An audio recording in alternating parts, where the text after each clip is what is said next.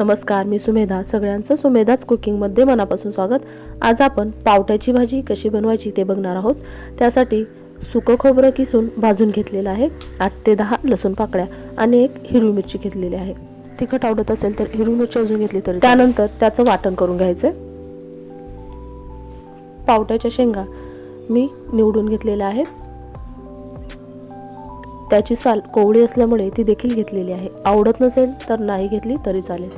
त्यानंतर गॅसवर कुकर ठेवून त्यामध्ये 1 पळी तेल घालून घ्यायचं. तेल तापलं की त्यामध्ये मोहरी पाव चमचा, जिरं पाव चमचा, हिंग पाव चमचा घालायचं.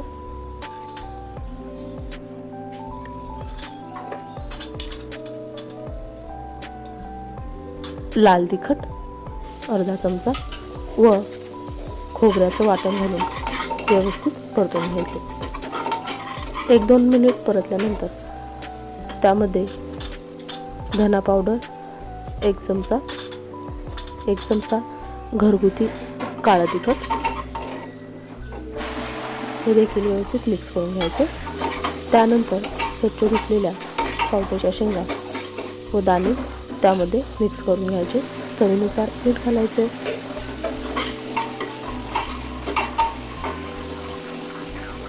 त्यामध्ये अर्धा ग्लास पाणी घातलेलं आहे.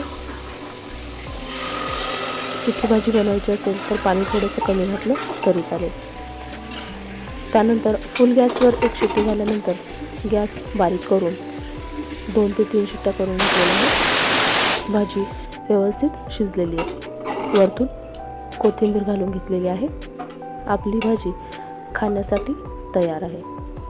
रेसिपी आवडल्यास लाईक करा, सबस्क्राईब करा. धन्यवाद.